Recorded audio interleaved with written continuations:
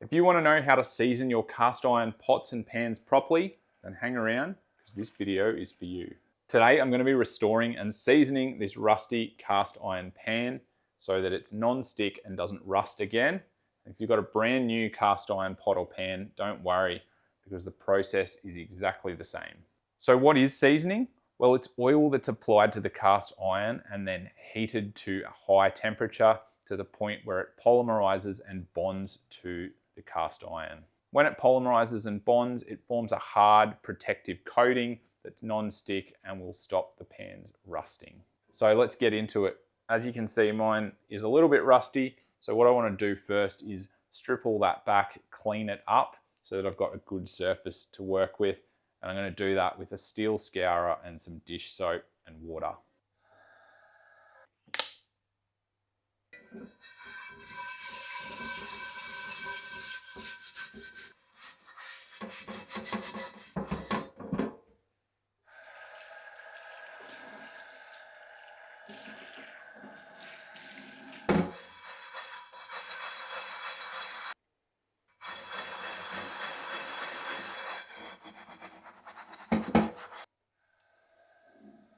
Just going over it with a softer scourer now. Well, with that done, as you can see, the pan is looking a whole heap better already. And in fact, you can kind of see where some of the old seasoning still is, where there's a bit of black there, that's the old seasoning, and then you can see the bare cast iron below it. If you're starting with a brand new pan, even if it says it's been pre-seasoned, still worthwhile seasoning. You can just skip the heavy scrubbing and just do like a mild scrub with some soap and a soft scourer.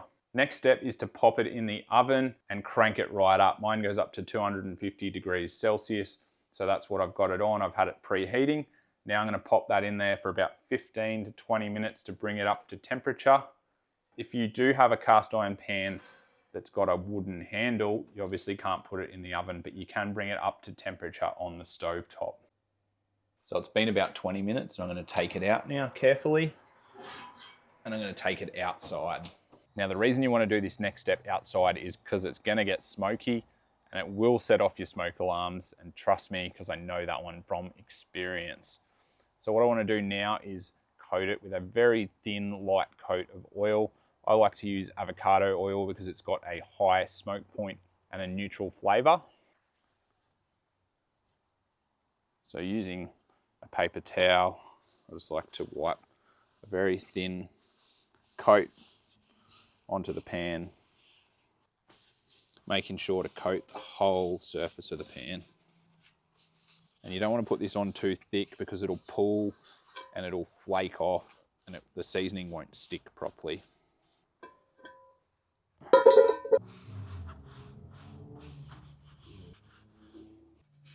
So with that completely coated, I'm now going to pop it back in the oven at 250 degrees for another 20 or 30 minutes or so.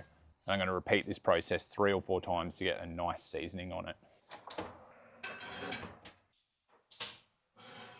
So it's been about 25 minutes and that first coat has baked in. It's starting to look pretty good. It's actually pretty hot to hold with that.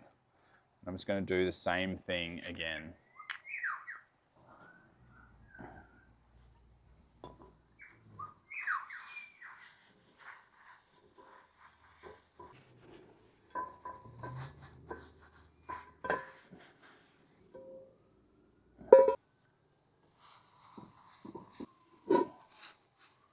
So pop this back in the oven again for about another 25 minutes.